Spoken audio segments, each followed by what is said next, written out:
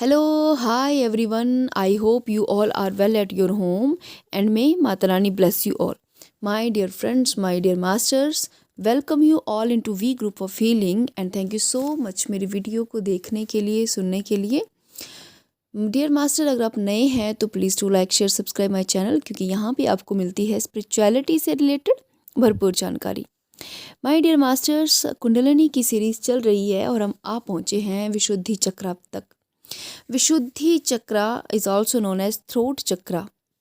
विशुद्धि का अर्थ है purification centre, means जहाँ पे शुद्धता आती है, विशुद्धि तो ये एक ऐसा सेंटर है जिसकी अगर लोकेशन की बात करें तो डेफिनेटली थ्रोट चक्र इसे हम कहते हैं। थ्रोट में जो पिट है हमारा, यहाँ पे इसकी लोकेशन है और यही वो चक्र है जो अमृत और विष दोनों का ही सेंटर माना जाता है, अमृत का भी और विष का भी। वो कैसे मानते हैं इसे हम देखेंगे आगे, राइट। तो जब कुंडलिनी, पहले हम विशुद्धि का पूरा देख लेते हैं कि कुंडलिनी जब विशुद्धि पे पहुंचती है तो क्या होता है, राइट। वो हम बाद में देखेंगे। पहले हम इसका पूरा फिजिकल एस्पेक्ट देख लेते हैं। इसकी प्रेजेंस जो है वो कहाँ पे है, थ्रोट पे है। थ्रोट की जो पिट है वहाँ पे ये इसकी प्रेजेंस है। अब ये कह सकते हैं कि आपका जो गला है, गले से पीछे पीछे जो नेक है, आपका नेक में जो थोड़ा सा छोटा सा एक हड्डी निकली रहती है हम्प की तरह, वो विशुद्धि चक्र का स्थान माना गया है, राइट। और इन फ्रंट अगर हम बात करें तो थायराइड जो ग्लैंड है वो ग्लैंड इससे रिलेटेड माना गया है विशुद्धि चक्र से।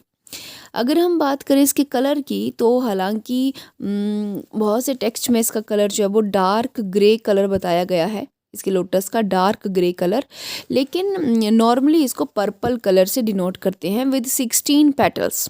इसका जो लोटस है उसमें टोटल 16 पेटल्स हैं और सब पे जो बीज मंत्र है वो लिखे गए हैं, राइट। अगर हम बात करें विशुद्धि चक्र की तो ये आकाश तत्व को क्या करता है, डिनोट करता है या रिप्रेजेंट करता है, राइट।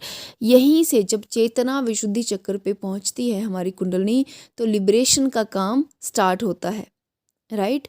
मुक्ति की जो मुक्ति का अभी तक तो हम देखो हार्ट सेंटर तक हम अभी सिर्फ साधनाएं कर रहे थे, लेकिन जो मुक्ति स्टार्ट होती है मिलना वो हमें होती है विशुद्धि चक्र से।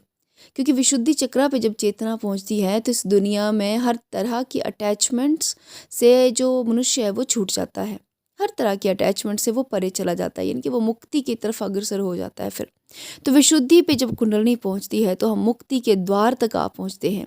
अभी हम मुक्ति के लिए सिर्फ प्रैक्टिस कर रहे थे, लेकिन मुक्ति के द्वार तक आ पहुंचते हैं हम जब हम विशुद्धि चक्र पे पहुंचते हैं, राइट। तो यहाँ पे अगर हम देव की बात करें तो यहाँ के जो देवा हैं वो हैं सदाशिव, ठीक है। सदाशिव मीन्स जो वाइट कलर के हैं, जिनकी 3 आंखें हैं, 5 जिनके फेस हैं, 10 भुजाएं हैं जिनकी, उसे हम सदाशिव कहते हैं। शिव का ये रूप है। और गॉडेस जो शक्ति है यहाँ पे वो है देवी शाकिनी, राइट।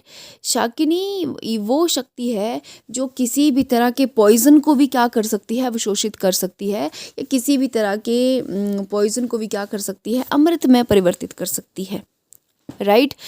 तो विशुद्धि चक्र का जो बीज मंत्र है वो है हंग, हम इसको हम कहते हैं हाँ, राइट। और ये हमें कनेक्ट करता है 5वें लोक से, जना लोक जिसे हम कहते हैं, राइट। और ये हमारे विज्ञानमय कोश से हमें क्या करता है, कनेक्ट करता है, राइट।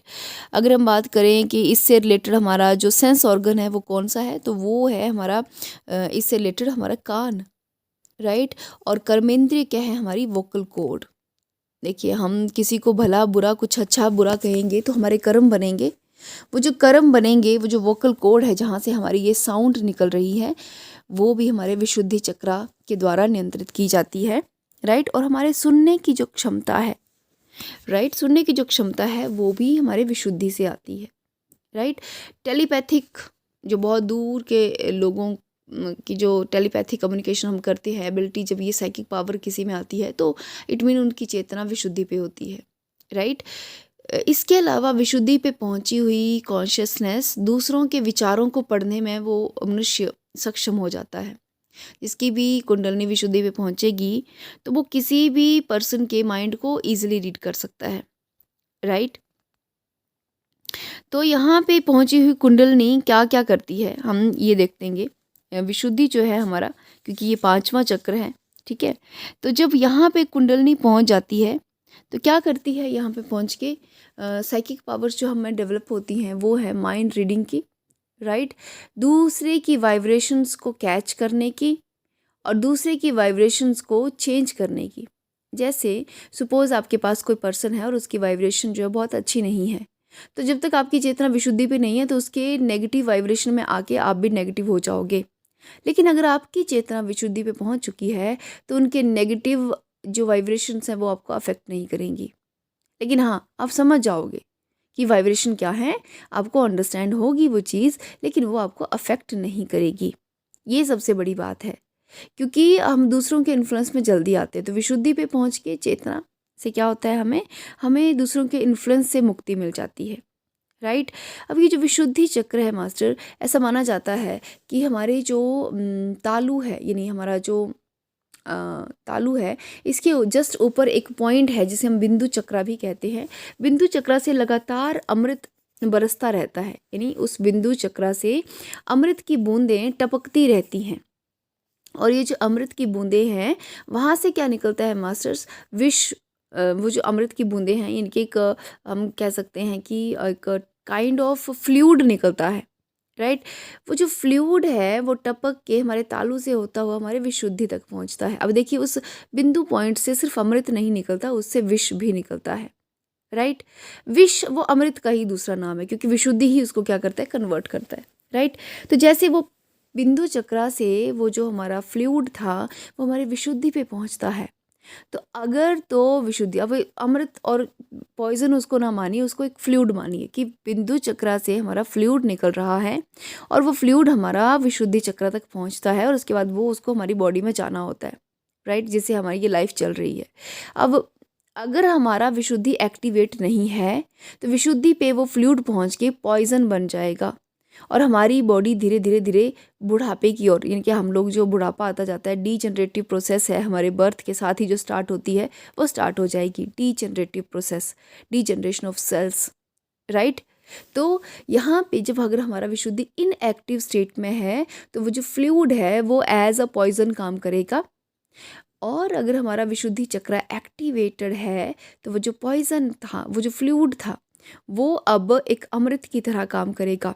और अमृत क्या करेगा, हमारी बॉडी में रीजनरेशन की प्रोसेस स्टार्ट करेगा। इसीलिए विशुद्धि पे चेतना पहुंचती है जब, तो मनुष्य एक नए यौवन को प्राप्त करता है, यानी कि हम कह सकते हैं कि उनका जो यूथनेस है उनकी वो वापस से रिटर्न होने लग पड़ती है, क्योंकि रीजनरेशन की प्रोसेस स्टार्ट होती है एक्टिवेट होने से। और ऐसे जो मनुष्य बहुत लंबी आयु जीते हैं, बहुत अधिक लंबी आयु उनकी रहती है क्योंकि विशुद्धि पे चेतना पहुंची हुई है, राइट, और रीजनरेटिव प्रोसेस स्टार्ट है, ठीक है। तो अगर एक स्टोरी है, हमने हमने सबने सुनी होगी कि देवताओं और असुरों के द्वारा समुद्र का मंथन किया गया था और उसमें से जो विष निकला था, कालकूट नामक एक विष निकला था, उसको शिवजी ने क्या किया था, ग्रहण किया था और अपने गले में उसको रोक लिया था, विशुद्धि में आके उसको रोक लिया था। ये कहानी क्या बताती है कि विशुद्धि चक्र में इतनी पावर है कि वो भयंकर से भयंकर विष को भी एब्जॉर्ब कर सकता है, उसको अमृत में परिवर्तित कर सकता है। इसलिए जो भी विशुद्धि पे जिनकी चेतना पहुंचती है उनको नॉर्मली जो विष होते हैं वो उन पे असर नहीं करते, क्योंकि विशुद्धि उसको प्योरीफाई कर देता है, विशुद्ध कर देता है वो, ठीक है। तो सिर्फ पॉइजन को ही, पॉइजन का अर्थ यहाँ पे है नेगेटिविटी। यहाँ पे हम पॉइजन का अर्थ क्या ले रहे हैं, नेगेटिविटी। जो भी आपकी लाइफ में नेगेटिविटी है या बाकी लोगों से नेगेटिविटी आ रही है वो तुरंत ही पॉजिटिविटी में कन्वर्ट हो जाएगी।